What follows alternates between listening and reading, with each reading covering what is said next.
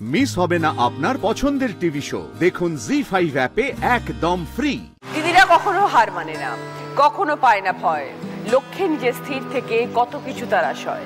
কখনো তারা প্রতিবাদ করে, কখনো মমতাময়ী, নিজের ইচ্ছায় সাহসের জেদে জীবন যুদ্ধে জয়ী। আজ এমনই চারজন দিদির গল্প শুনবো আমরা। প্রথমে আছে অনন্যা শিকদার।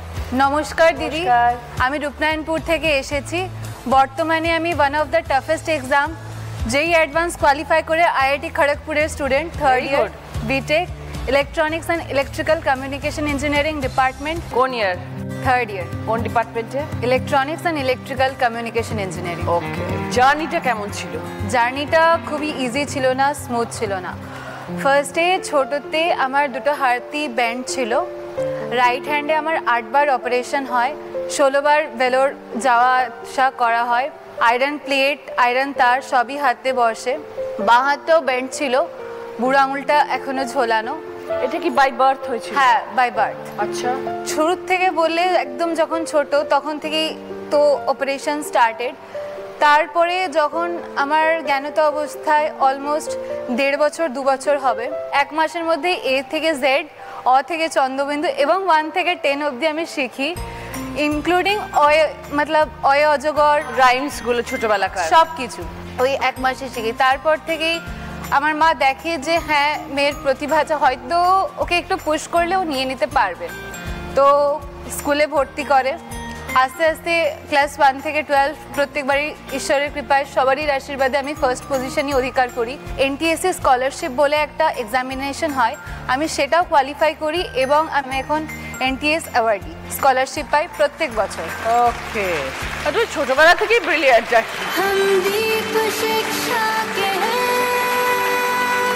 এরপর আছে ঐন্দ্রিলা ভোল। আমি মিস ক্যালকাটা, চাই না দিতে টিপস, এখনো তো কেউ জানে না আমার স্ট্যাটিস্টিক্স।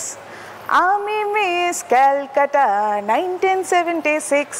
গানটা দিয়ে শুরু করার কারণ হলো আমি প্রথমত গান গাইতে ভীষণ ভালোবাসি, তার সাথে সাথে অনেকগুলো কাজের মধ্যে আমি প্রফেশনালি ফটোগ্রাফি করি এবং আমার নিজের একটা ক্লোদিং ব্র্যান্ড আছে অনলাইন, প্লাস সংসার সামলাই। একা হাতে অনেক কিছু কাজ করছো। হ্যাঁ, যেমন হয় ছোটবেলাতে তো সবাই কেউই জল গড়িয়ে খাওয়ার মতো থাকে না, বাবা মার আবদার আদর সব কিছুই থাকে। কিন্তু আমি যখন প্রথম ক্লাস 7-এ হোস্টেলে যাই, সেখান থেকে আমার সেলফ ডিপেন্ডেন্ট হওয়াটা শুরু হয় আর কি, যে তখন বুঝতে পারি যে জীবনটা এতটা ইজি নয় এবং সবার আগে যেটার জন্য সব থেকে আগে দরকার সেটা হচ্ছে সেলফ ডিপেন্ডেন্সি, নিজের বেঁচে থাকাটার জন্য যেন কারোর উপর ডিপেন্ডেন্ট না হতে হয়। তো সেটা করতে করতে করতে করতে এমন একটা জায়গায় আসা যে সব কিছু মানে প্রায় 3টে কাজ প্যারালালি, মানে ফটোগ্রাফি, বিজনেস, কাপড়ের বিজনেস প্লাস ফ্যামিলি, তো সমস্তটা একা হাতে সামলাই। আর এই ফটোগ্রাফিতে আসাটা মানে ফটোগ্রাফি শুরু করাটাও একটা বিশাল টুইস্ট দিয়ে। আমি অ্যাকচুয়ালি কম্পিউটার ইঞ্জিনিয়ার। হ্যাঁ, বিটেক করেছি, আইটিতে 4 বছর চাকরি করেছি, কিন্তু ওই যে স্বাধীন চেতা মানসিকতা আর নিজের ক্রিয়েটিভিটি আর নিজের কিছু করার যে মানে অদম্য ইচ্ছে, সেই জায়গা থেকেই ফটোগ্রাফি শুরু করি 8 বছর আগে। যেহেতু ফ্যাশন, স্টাইল, স্টেটমেন্ট এগুলো নিয়ে প্রচণ্ড ইন্টারেস্ট, সেই যে জিনিসটা আমাকে ফটোগ্রাফিতেও প্রচণ্ড হেল্প করেছে। ফ্যাশন ফটোগ্রাফি করি এবং যখন পুজোর জামা কিনতে যেতাম, এটা মনে হতো যে আমি কারুর মতো জামা পরবো না, মানে আমি যেটা পরে আছি সেটা যেন কেউ না পরে, আমি যেটা পরবো সেটা দেখে যেন কেউ কপি করে এবং সেটা দেখে যেন ফলো করে। তো এই থেকে শুরু হয় আমার নিজের জন্য জামা কাপড় বানানো প্রত্যেক পুজোতে। তো সেটা করতে করতে দেখলাম মানুষে খুব প্রশংসা করছে। 4-5 বছর এরকম নিজের পুজোর জামা করতে করতে করতে করতে আমি ডিসাইড করলাম গত বছরে যে না, এবারে নিজের ব্র্যান্ডটা শুরু করা উচিত। আচ্ছা, যেখানে আমি কাপড় মানে নিয়ে সেখান থেকে ড্রেসগুলো আমার নিজের ডিজাইনের ড্রেসেস হয়, পুরোটাই হোমগ্রোন ছিল, অ্যাবসলিউটলি একা সামলাই। এবং তার সাথে সাথে ক্লায়েন্টের সাথে কমিউনিকেশন করা, যেহেতু অনলাইন, তার জন্য সারা দিন কমিউনিকেশন করতে হয়। তো ফটোগ্রাফির দিকটা কি করে তুমি সামলাও?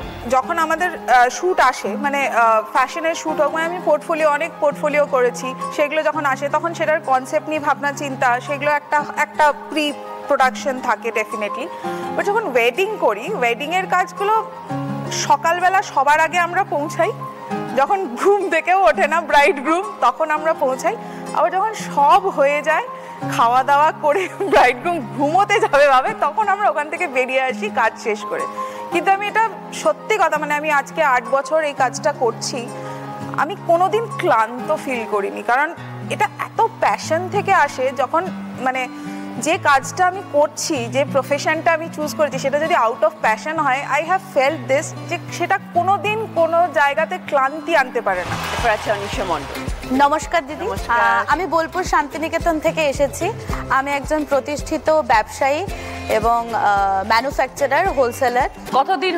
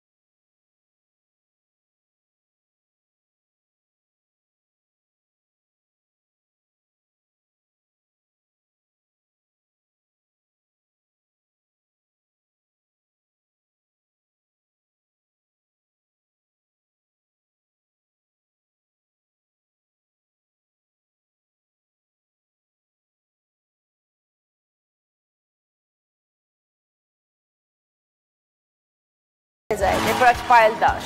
নমস্কার দিদি, আমি চিত্তরঞ্জন থেকে এসেছি। আমি একটা খুবই ব্যস্ততম ট্রান্সপোর্ট ট্রেন তার সাথে যুক্ত। আমি একজন রেলের কর্মী। রেলে কাজ করো, কঠিন কাজ, খুবই কঠিন। কিভাবে আসলে প্রফেশনে? বাবা চলে যাওয়ার পর আমি জব জয়েন করি।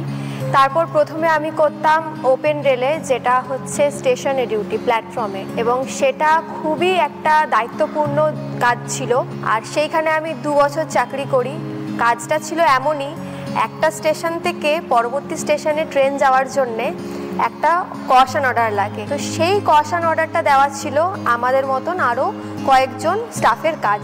তো সেই অর্ডারটা প্ল্যাটফর্মে দাঁড়িয়ে থাকা ট্রেনকেই ন্যাচারালি দিতে হতো, কিন্তু তার মধ্যেও কিছু গুডস ট্রেন থাকতো, তারা দাঁড়াতো না, তাদেরকে রানিং অবস্থায় দিতে হতো। তো রিস্ক ফ্যাক্টর তো প্রচুর। তার মানে আমাদের ট্রেনিং থেকে শেখানো হতো যে কি করে নিজেকে বাঁচিয়ে দায়িত্ব নিয়ে কাজ কমপ্লিট। আমি 6 মাসের প্রেগন্যান্সিতে আমি করোনা এফেক্টেড হই ওই প্ল্যাটফর্মে ডিউটি করে।